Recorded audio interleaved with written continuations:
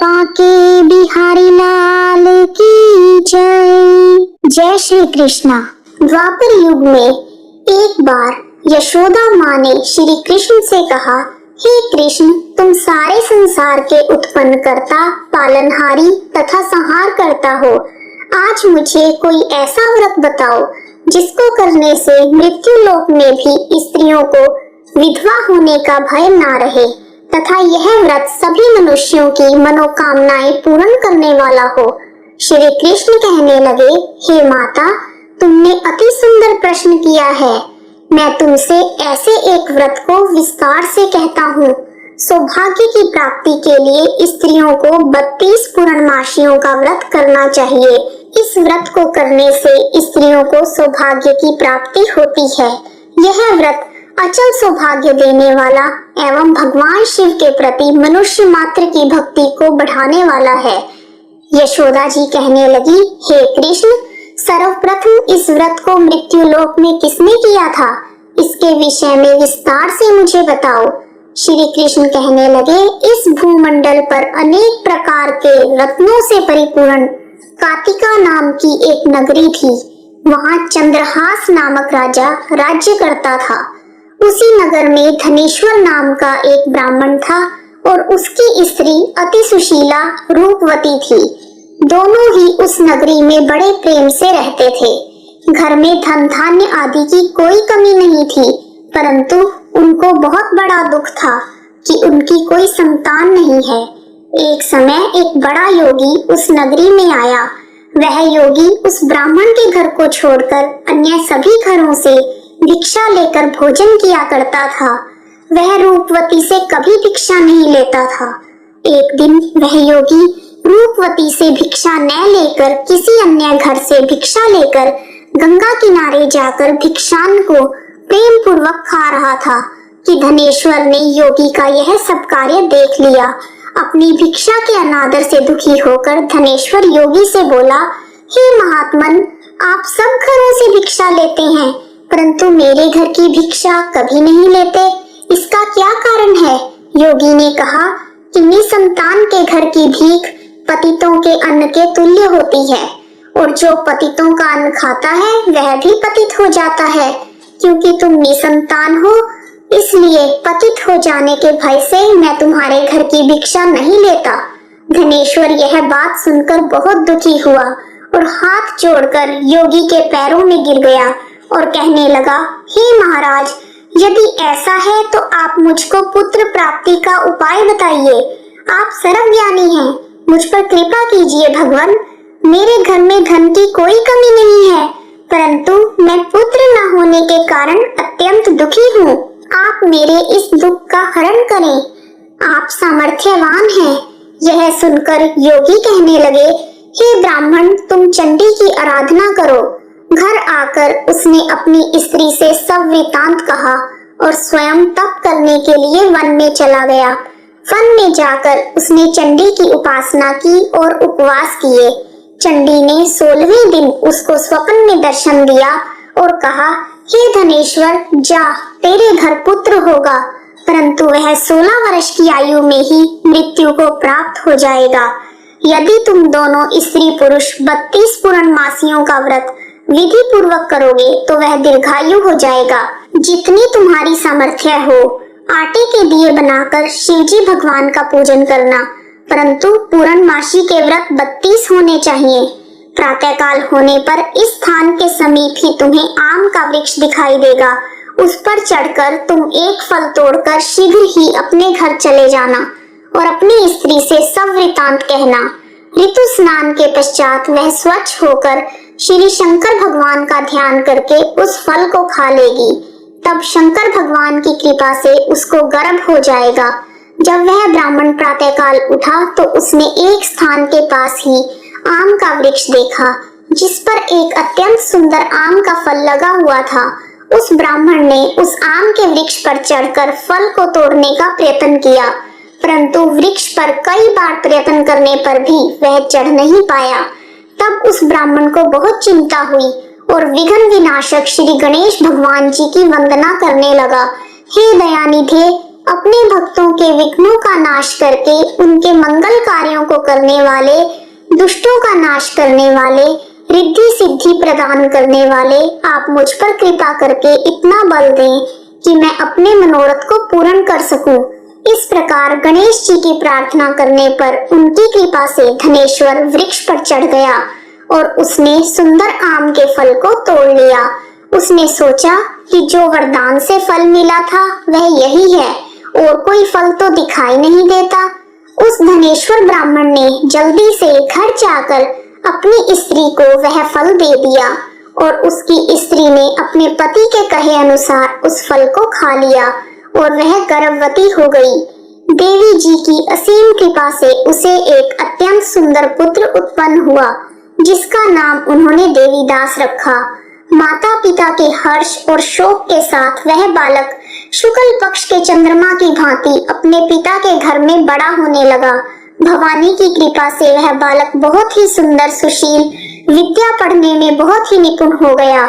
दुर्गा जी की आज्ञानुसार उसकी माता ने 32 पूर्णमासी का व्रत रखना आरंभ कर दिया, जिससे उसका पुत्र बड़ी आयु वाला हो जाए।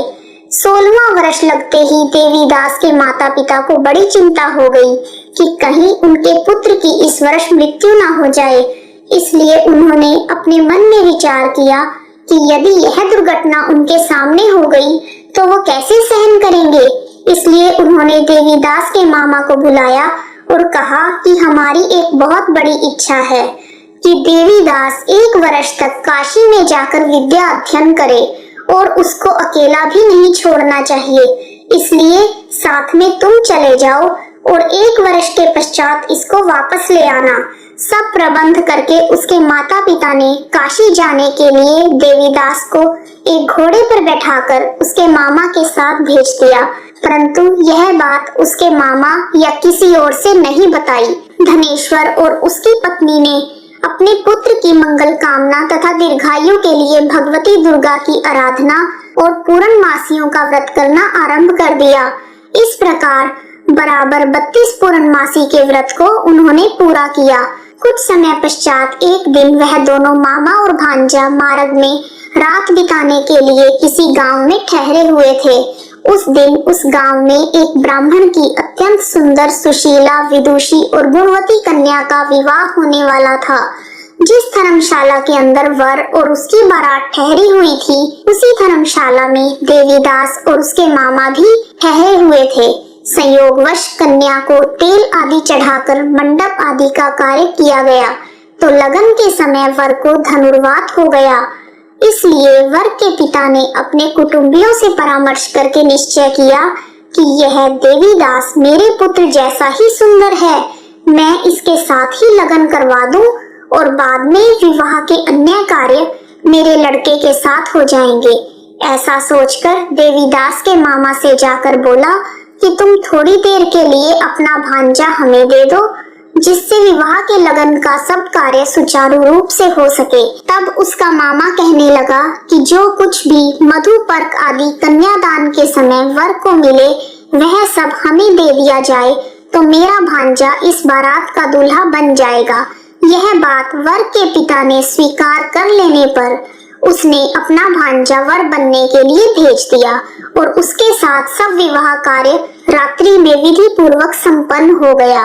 पत्नी के साथ वह भोजन करने लगा तो अपने मन में सोचने लगा, ना जाने यह किसकी स्त्री होगी।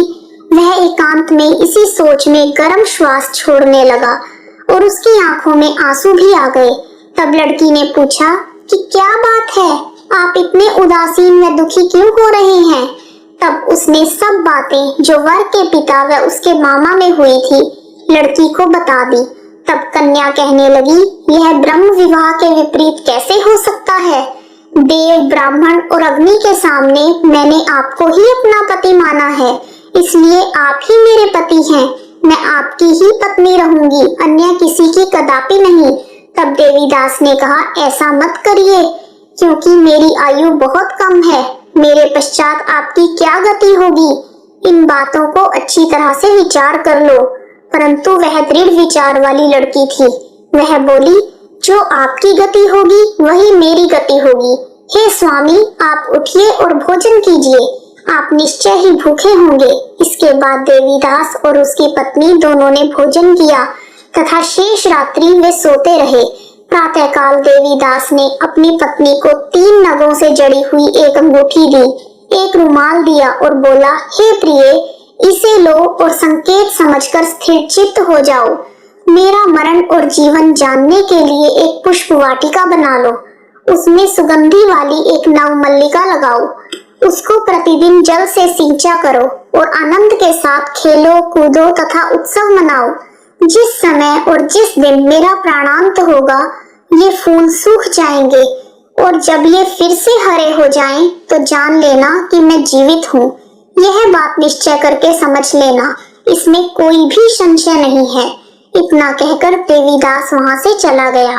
प्रातः काल होते ही वहां पर गाजे बाजे बजने लगे और जिस समय विवाह कार्य समाप्त करने के लिए वर तथा सब बाराती मंडप में आए, तो कन्या ने वर को भली प्रकार से देखकर अपने पिता से कहा, यह मेरा पति नहीं है।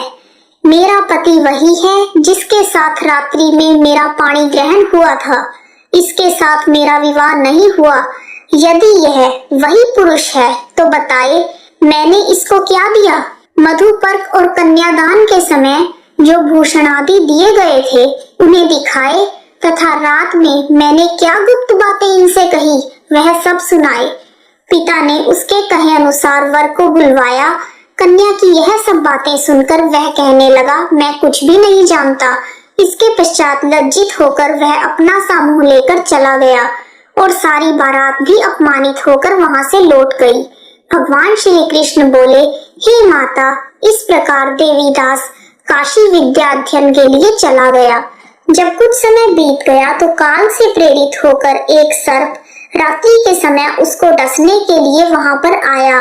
उस विषधर के प्रभाव से उसके शयन का स्थान चारों ओर से विष की ज्वाला से विषैला हो गया, परंतु व्रत के प्रभाव से उसको काट नहीं पाया, क्योंकि पहले ही उसकी माता ने 32 पूर्णमासी का व्रत कर रखा था। इसके बाद मध्याह्न के समय स्वयं काल वहां पर आया और उसके शरीर से प्राणों को निकालने का प्रयत्न करने लगा, जिससे वह मूर्छित होकर पृथ्वी पर गिर गया। भगवान की कृपा से उसी समय माता पार्वती जी के साथ भगवान शंकर वहां पर आ गए। उसको मूर्छित दशा में देखकर पार्वती जी ने भगवान शंकर से प्रार्थना की कि हे महाराज, इस बालक की माता ने पहले ही 32 पूर्णिमा का व्रत पूरा किया था, जिसके प्रभाव से हे भगवान आप इसको प्राणदान दें। भवानी के कहने पर भक्त वत्सल भगवान श्री शिवजी भगवान ने उसको प्राणदान दे दिया। इस व्रत के प्रभाव से काल को भी पीछे हटना पड़ा और देवीदास स्वस्थ होकर बैठ गया। उधर उसकी स्त्री उसके काल की प्रतीक्षा किया करती थी। जब उसने देखा कि उस पुष्प वाटिका में पुष्प कुछ भी नहीं रहे, तो उसको अत्यंत आश्चर्य हुआ कि जब वह जैसे ही हरी भरी हो गई, तो वह जान गई कि अब उसका पति ठीक ठाक है, वह जीवित हो गया है। यह देखकर वह बहुत प्रसन्न हो अपने पिता से कहने लगी, पिताजी, मेरे पति जीवित हैं, आप उनको ढूंढिए। जब 16वां वर्ष व्यतीत हो गया तो देवीदास भी अपने मामा के साथ काशी से चल दिया। इधर उसके ससुर उसको ढूंढने के लिए अपने घर से जाने वाले ही थे कि वह दोनों मामा भांजा वहां पर आ गए। उनको आया हुआ देखकर उसके ससुर को बहुत प्रसन्नता हुई और वह प्रसन्नता के साथ उन्हें अपने घर ले गए। उस समय नगर के निवासी भी वहां इकट्ठे हो गए और सबने निश्चय किया कि अवश्य ही इसी बालक के साथ कन्या का विवाह हुआ था। उस बालक को जब कन्या ने देखा तो पहचान लिया और कहा, यह तो वही है जो संकेत करके गया था। तदुपरांत सभी कहने लगे, भला हुआ जो यह आ गया है, और सब नगर वासियों ने आनंद मनाया। कुछ दिन बाद देवीदास ने अपनी पत्नी और मामा के साथ अपने ससुर के घर से बहुत से उपहार लेकर अपने घर के लिए प्रस्थान किया। जब वह अपने गांव के निकट पहुंच गए तो कई लोगों ने उसको देखकर उसके माता पिता को पहले ही खबर दे दी कि तुम्हारा पुत्र देवीदास अपनी पत्नी और मामा के सहित आ रहा है। ऐसा समाचार सुनकर पहले तो माता पिता को विश्वास ही नहीं हुआ, परंतु जब और लोगों ने भी आकर यही बात उन्हें बताई तो उनको बड़ा आश्चर्य हुआ। लेकिन थोड़ी देर में देवीदास ने आकर अपने माता पिता के चरणों में अपना सिर रखकर प्रणाम किया और उसकी पत्नी ने अपने सास ससुर के चरणों को स्पर्श किया तो माता पिता ने अपने पुत्र और पुत्र वधू को अपने हृदय से लगा लिया और दोनों की आंखों में प्रेमाश्रु बह चले। अपने पुत्र और पुत्र वधू के आने की खुशी में धनेश्वर ने बड़ा भारी उत्सव किया और ब्राह्मणों को दान दक्षिणा देकर प्रसन्न किया।